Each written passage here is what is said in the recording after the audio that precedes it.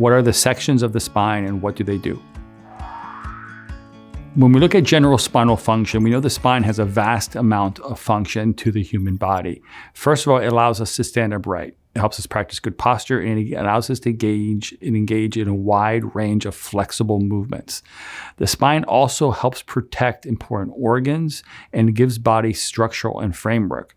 The spine also contains the spinal cord, which is a nerve bundle that extends from your brain down your spinal cord out through the vertebra of the spine into your body, which is called your nerve system.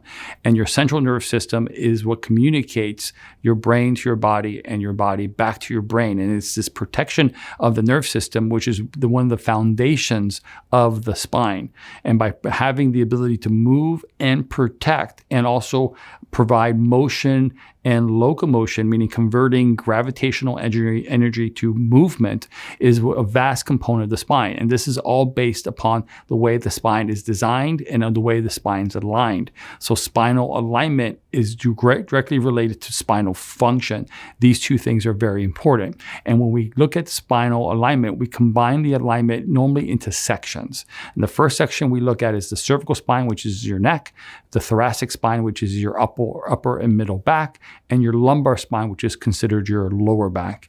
And we always talk about the neck first because the neck is the closest to your brain, meaning for any information to come from your brain down your spinal cord out into your body, it must go through your cervical spine first. So it's the bridge. It's the bridge between your brain and your body. I always like to say that we're not wireless, we are wired, and that wired runs right through your cervical spine down into your body. The cervical spine contains the first 7 vertebrae of your spine, C1 through C7, and it facilitates the neck's ability to raise the head, look straight ahead, turn it left to right, turn side to side, and it's supporting the weight of the skull, but it's also most important to setting the framework for everything below.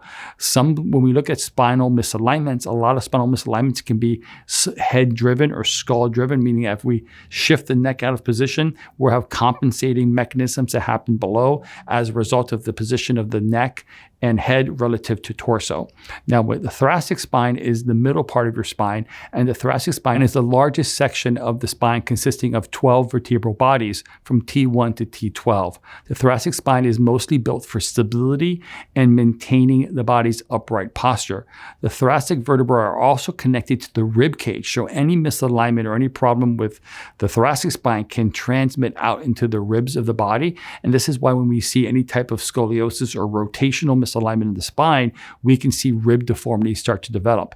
As the largest section of spine, it can be very prone to other types of spinal conditions like scoliosis, but also kyphosis.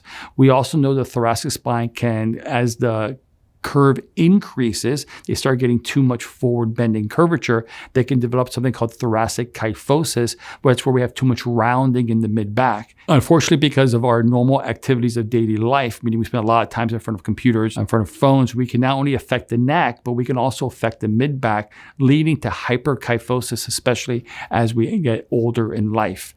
The lumbar spine is the lower back, and it consists of 5 vertebral bodies. And the lumbar spine supports the weight of the torso and the trunk, and it normally feels the effects of bending and lifting and twisting motions.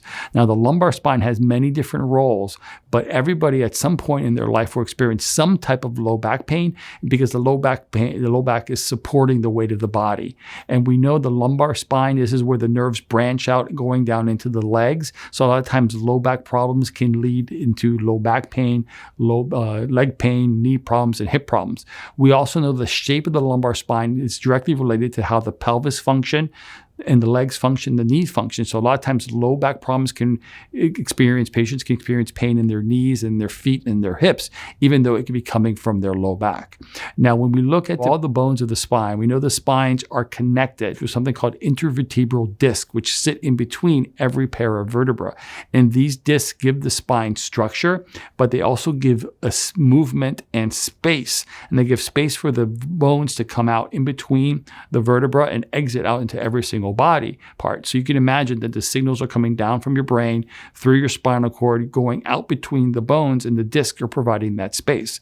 The discs also provide the ability for the spine to deal with compressive forces, but also to prevent any kind of a friction degeneration that occurs between bones that are moving, and it helps disperse these forces to improve spinal flexibility. We also know the discs are spinal shock absorbers, and the discs are the first things that tend to degenerate when the spine goes through degenerative phases. That the discs start becoming hard, they become brittle, they can become bulged, they can become herniated, and it can lead to many other types of factors. So normally if we see a spine going through degenerative phases, we'll see disc degeneration, and the disc degeneration is normally a symptom of spinal degeneration. So normally we gotta look at overall spinal health to try to improve spinal discs.